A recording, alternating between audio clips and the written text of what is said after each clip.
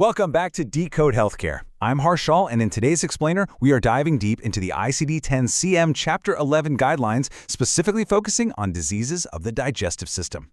Today's mission is simple but absolutely crucial. We are going to definitively conquer the combination code traps that lead to immediate claim denials.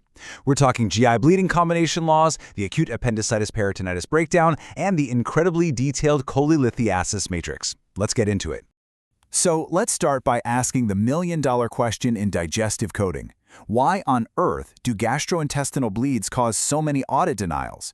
Well, the answer centers entirely around how we handle GI hemorrhages and a dangerous reliance on default codes instead of actually digging into the documentation. When auditors look at Chapter 11 claims, I guarantee you they're actively hunting for unbundled codes. Here is our zero-fluff roadmap for today's explainer: GI bleeding and ulcer traps, acute appendicitis and peritonitis, and finally, the cholecystitis code matrix. Starting with Section 1, GI bleeding and ulcer traps, we are going to master categories K25 through K28. Listen, if you incorrectly stack an unspecified gastric ulcer code with a standalone K92.2 for a GI bleed, you are practically begging for an instant audit denial. Why? Because you are completely ignoring the strictly mandated unified combination code. You have to use K25.0, which inherently captures that acute gastric ulcer right alongside the hemorrhage. The CMS rules are crystal clear here. If a combination code fully identifies the condition, you are strictly forbidden from using multiple separate codes. A combination code classifies two diagnoses or a diagnosis with an associated complication. So, if your doc establishes that a patient has an acute antral ulcer causing a gastrointestinal hemorrhage, that single combination code does all the heavy lifting. Coding them separately? Yeah, that's completely out of the question. To truly bulletproof your charts, you've got to respect the excludes one note. When you see an excludes one note beneath a standalone GI bleed code like K92.2, consider it a hard law. It literally means those two conditions cannot be assigned together under any circumstances. For example, look up K92.2 in the tabular list, and you'll explicitly see diverticular disease with hemorrhage and gastric ulcers with hemorrhage right there under excludes one. That note is a giant flashing red stop sign telling you to go look for the site-specific combination code instead. Moving right along to Section 2, acute appendicitis and peritonitis, specifically staging the K35 series. The K35 subcategories literally lock in your claim's severity level. You're progressing from simple, uncomplicated appendicitis at Step 1 up to localized peritonitis or perforation at Step 2 and maxing out at generalized peritonitis at Step 3. Imagine a patient hits the OR with a ruptured appendix and generalized peritonitis. If you just code K35.80, you are leaving massive severity uncaptured. You have got to definitively lock in K35.20. That code single-handedly raises the principal diagnosis severity to match the intense resources your surgical team just used.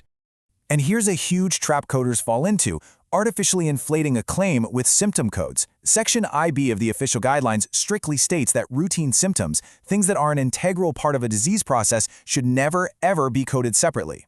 Severe abdominal pain is inherently baked into the definitive diagnosis of acute appendicitis. So tacking on R10.0 next to K35.80, that's redundant, it's non-compliant, and it will absolutely drag you into an audit. All right, Section 3, the cholecystitis code matrix, unpacking category K80. To navigate category K80 like a pro, your documentation has to nail down three highly specific variables. Number 1, is there a calculus, a gallstone, present in the gallbladder or bile duct? Number 2, is the cholecystitis acute or chronic? And number 3, is there a presence or absence of an obstruction? Missing just one of these details from the physician's documentation means you simply cannot assign the most accurate combination code. It's like a puzzle, and you need every single piece. When you intersect these exact variables, it guides you straight to a specific compliant code. Think of it this way: if a patient has a calculus of the gallbladder with acute cholecystitis and absolutely no obstruction, boom, you land perfectly on K8000. But wait, if that same acute patient has an obstruction, you've got to shift to K8001. What if it's chronic? With a calculus plus an obstruction, then you are locking in K80.12. Master this matrix, and you'll be deciphering complex operative reports in seconds. Now, what happens when your patient has both acute and chronic phases of a condition happening at the exact same time? Normally, guidelines say you sequence the acute code first. However, CMS explicitly mandates that if a unified combination code exists, you must use it. So for the gallbladder, if the patient has both acute and chronic cholecystitis, you do not list them separately. You use the single unified code K81.2. No exceptions, guys. It's an absolute rule. So as we wrap this up, I want you to ask yourself, how are you going to apply these strict combination laws to bulletproof your next digestive system chart? The secret here isn't blindly memorizing codes. It's mastering the navigation of these exact guidelines.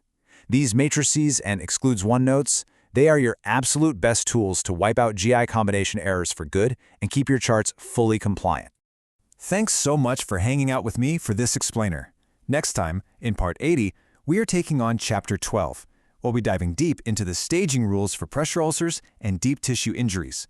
Make sure to like and subscribe to Decode Healthcare so you don't miss a thing. But before I go, I'll leave you with this. The next time you spot a standalone GI bleed code in a chart, are you going to just accept it, or are you going to pause and hunt down that hidden combination code that actually protects your facility's revenue? See you next time.